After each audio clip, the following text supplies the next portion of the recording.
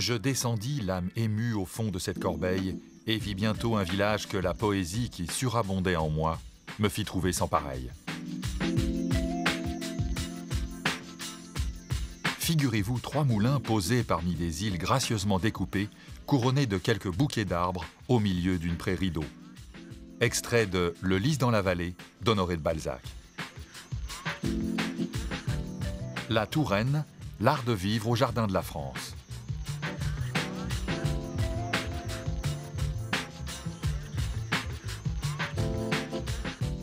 En juin 1990, le Sainte-Maure de Touraine est entré dans la noble famille des AOC, appellation d'origine contrôlée. Sa zone de production est nettement définie et correspond à peu près à l'ancienne limite de la Touraine. Le Sainte-Maure de Touraine est traversé d'une paille de seigle sur laquelle figure gravée en clair l'identification de l'atelier de fabrication garantissant son authenticité et sa grande qualité.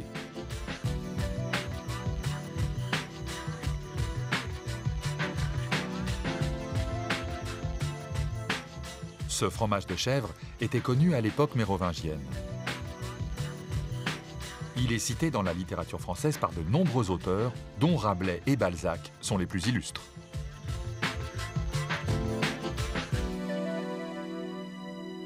Alors, Sainte-Maure de Touraine, c'est un fromage de chèvre qui a une forme tronconique, c'est-à-dire légèrement conique, qui est fait qu'avec du lait frais, dont les chèvres qui ont produit ce lait sont nourries qu'avec des végétaux produits sur la zone Sainte-Maure de Touraine. Alors, c'est un fromage lactique avec une coagulation lente de 24 heures.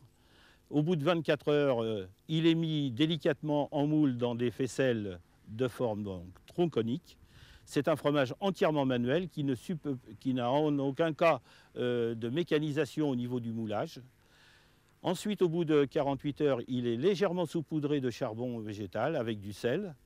Et puis après rentre la phase d'affinage. Et entre le moment du caillage et le moment où il est mis à la consommation, qu'il est vendu, il y a un délai de 12 jours. Voilà, maintenant que les chèvres sont prêtes, nous allons faire la fabrication du Sainte-Maure de Touraine. Il faut environ 3 semaines pour disposer d'un beau Sainte-Maure de Touraine dans sa robe de croûte fine grise et bleutée. L'intérieur de la pâte, parfaitement lisse et blanc, offre un grain d'une extrême onctuosité. Ce fromage de chèvre au lait cru, sorte de petit traversin, répond à un cahier des charges très strict. Caillage, moulage à la louche dans des faisselles tronçonniques, égouttage lent et naturel avant le démoulage, salage avec une poudre de charbon de bois salé, et enfin, mise en haloir, représentant les grandes étapes de la fabrication. « 554 troupeaux, soit 30 000 chèvres, produisent en Touraine 12 millions de litres de lait. 60% de ce volume sont consacrés à la fabrication du Sainte-Maure de Touraine.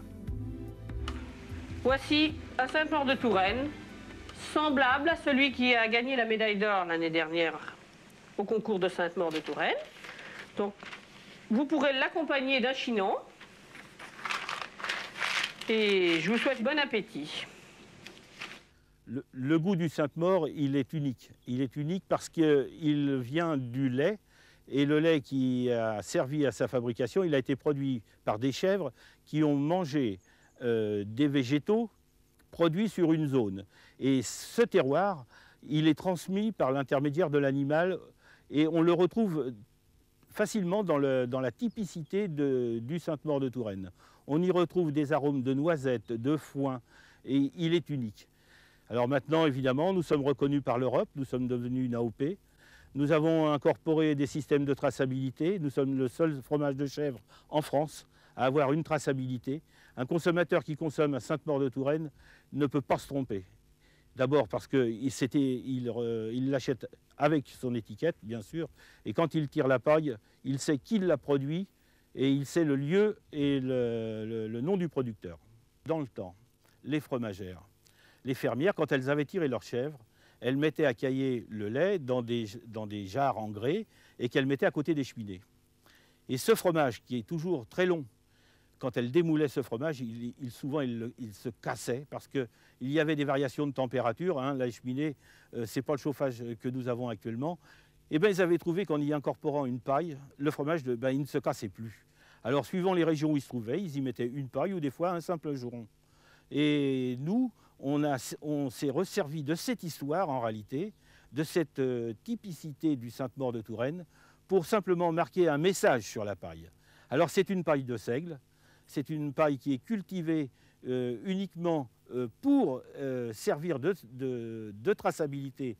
Et la seule, on va dire, originalité moderne que nous avons fait, c'est d'inscrire avec un laser l'inscription Sainte-Maure de Touraine avec le nom du producteur dessus.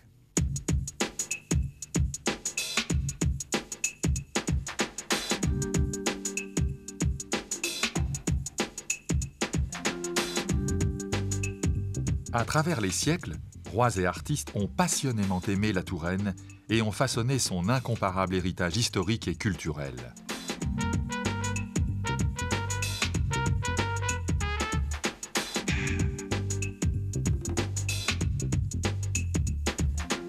Les poètes ont chanté sa douceur et les souverains ont choisi ses vallées pour y édifier les plus célèbres châteaux.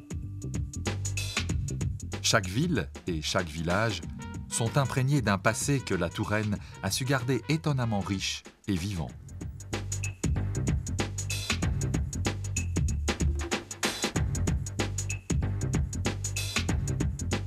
Regardez autour de vous, flânez dans de nombreux musées, vous faites un fascinant voyage dans l'histoire.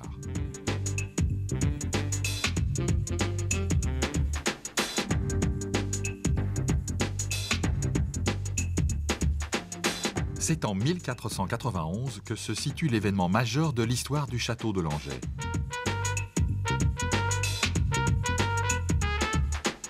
Dans ce château, inachevé, eut lieu la célébration du mariage de Charles VIII et de la duchesse Anne de Bretagne.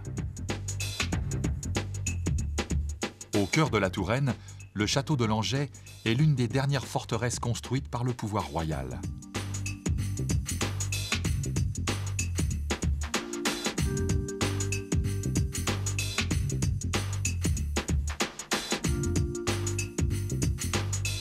Belle demeure seigneuriale du XVe siècle, elle fut bâtie de 1465 à 1467 par Bourré pour Louis XI.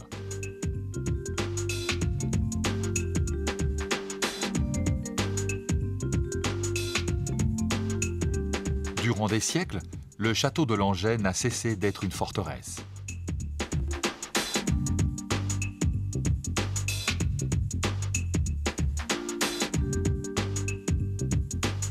Pont-levis en état de marche, tours imposantes, courtines, chemin de ronde couvert et machicoulis présentaient un bon dispositif défensif contre les assauts.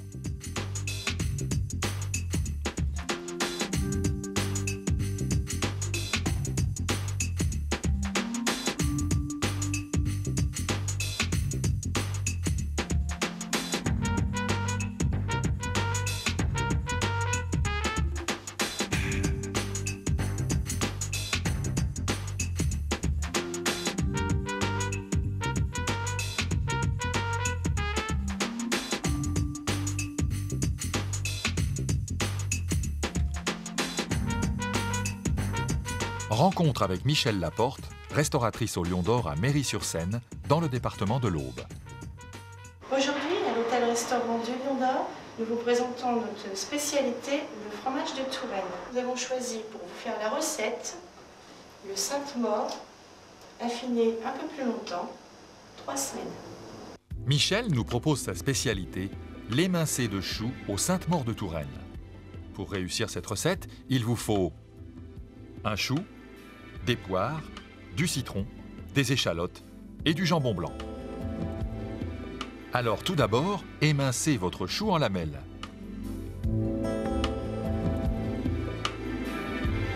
Après cela, plongez les choux dans une casserole d'eau froide que vous aurez préalablement salée. Portez l'ensemble à ébullition et préparez vos poires. Assaisonnez vos poires avec du jus de citron. « 20 minutes plus tard, votre chou est cuit. Égouttez-le et disposez-le sur votre assiette.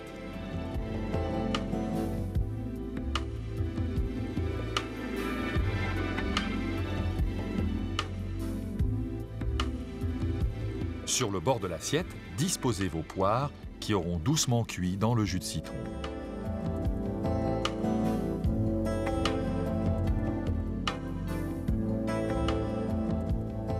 Puis, parsemez votre plat de quelques échalotes grossièrement hachées. Assaisonnez avec une simple vinaigrette ou un filet d'huile d'olive citronnée. Parsemez votre assiette de quelques lamelles de jambon blanc.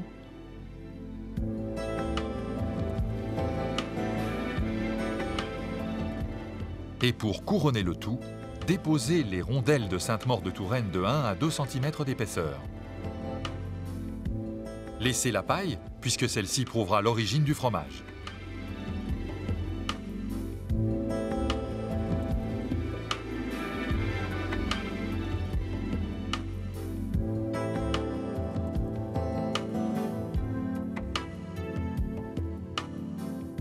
Votre entrée est maintenant presque terminée. Un peu de persil pour la décoration.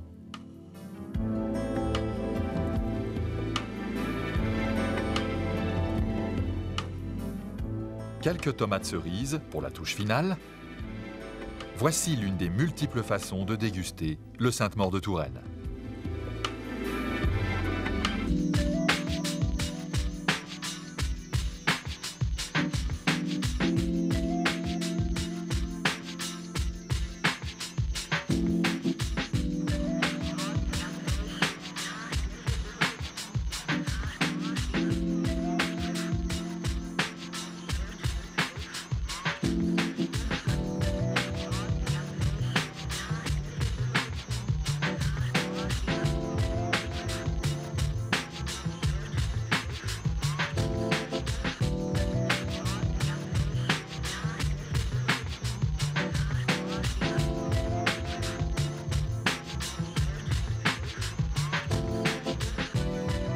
Rendez-vous avec Marie Quatrhomme, meilleure ouvrier de France en fromagerie.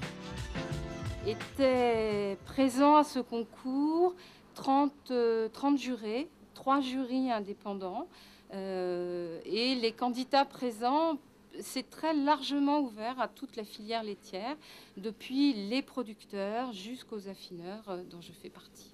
On avait à présenter une œuvre remarquable sous le thème La pyramide des saveurs, où on présentait donc un certain nombre de fromages, du plus doux au plus fort en ce qui me concerne, c'est ce que j'ai choisi comme optique, sur 7 niveaux, et ce n'était pas anodin dans ma tête.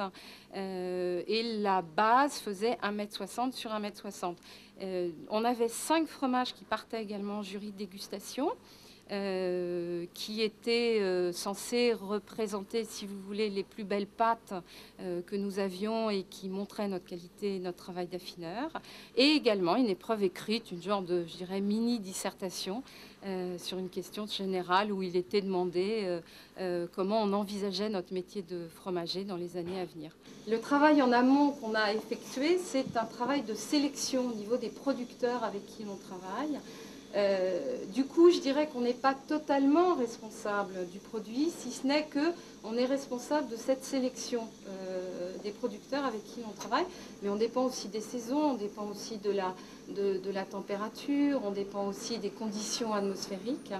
Ce qui me fait souvent dire que ce titre-là, même si je revendique l'année de travail que ça a représenté pour le préparer, les 18 ans d'expérience professionnelle que j'ai derrière, je le partage avec mon mari avec qui je travaille, tous les gens qui me suivent depuis de nombreuses années ici, et ainsi et surtout avec tous les producteurs qui font un travail de fabrication extraordinaire. Alors, être meilleur ouvrier de France, porter le titre, d'abord le titre c'est un des meilleurs ouvriers de France, c'est pour ça qu'il n'y a pas de féminin à proprement parler. C'est ce qui se fait de mieux, si vous voulez, dans les métiers de l'artisanat. Comme chacun sait, la difficulté, dans quel que soit le métier ou la spécialité abordée, c'est pas tant d'atteindre le sommet que d'y rester. C'est un fromage qui a à peu près 1 mois. On les reçoit entre 15 jours et 21 jours. Il faut qu'ils aient sur l'aire de production minimum 10 jours d'affinage pour avoir droit à l'AOC. Mais en ce qui nous concerne, là, on a des fromages qui ont entre 25 et 30 jours. Donc, quand ce fromage est tout frais, ce qu'on appelle frais de sel, c'est-à-dire que lorsqu'il est démoulé puis salé, vous avez une bûche conique qui est extrêmement fragile. Donc, c'est à ce moment-là qu'on introduit une paille qui va tenir le caillé. Ensuite, bien sûr, le fromage est salé avec un sel qu'on appelle cendré, de façon à permettre au fur et à mesure de l'affinage cette jolie couverture cendre blanche qui va apparaître au fur et à mesure. Pour avoir des chèvres de goût beaucoup plus affirmées, il faut à ce moment-là pousser l'affinage du fromage. Et ça sera notre rôle, c'est-à-dire conserver les chèvres, les bûches de Sainte-Maure sur des grilles bien sûr propres, avec des retournements réguliers, une ventilation tout à fait contrôlée, de façon à retirer l'humidité du chèvre. Parce que lorsque vous avez trop d'humidité au niveau du chèvre, vous allez avoir ce qu'on appelle au niveau de la croûte, qu'heureusement il n'y a pas là, une peau de crapaud, donc, qui en général est synonyme d'amertume. Et ça, c'est un défaut de ventilation au niveau de la chambre dans laquelle vous conservez du halloir, dans laquelle vous affinez vos fromages.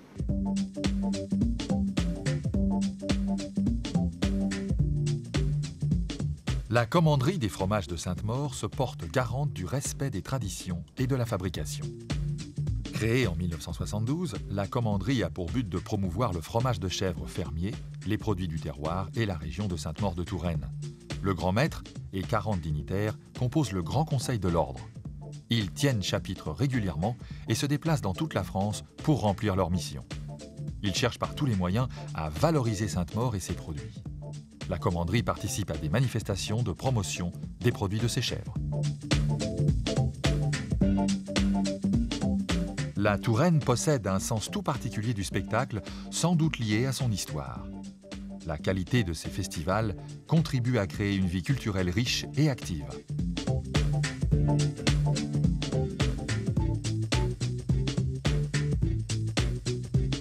Les anciens, même les jeunes maintenant, aiment bien qu'on commence toujours par le gros bout du fromage. On n'entame jamais le petit bout. Parce que tout simplement, la légende veut que ça fait couper le lait à la chèvre. Parce que cette forme légèrement conique, on dirait la mamelle de la chèvre. Donc on commence toujours un Sainte-Maure-de-Touraine par son gros bout. C'est un ensemble de choses qui font qu'à un moment donné, quand vous goûtez un produit, il faut s'imaginer tout ce qui est derrière. Alors derrière, eh ben, c'est de l'histoire, c'est du souvenir, c'est des souvenirs d'enfance, c'est des souvenirs de voyage, de vacances. C'est tout ça qu'on retrouve dans un fromage.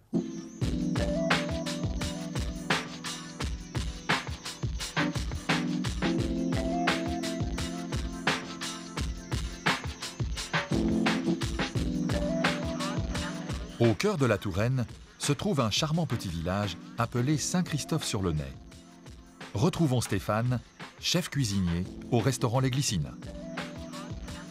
Une des spécialités, bien sûr, de la Touraine, c'est Sainte-Maure. Donc, je vais vous montrer une recette spécifique à la maison.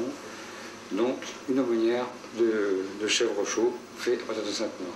En prenant un Sainte-Maure, donc, de 250 grammes, ceci vous fera à peu près 8 portions. Je vais vous montrer le montage, accompagné à l'intérieur d'une poire cuite avec un vin rouge acétanique. Donc, en l'occurrence, en Touraine, du Chinon.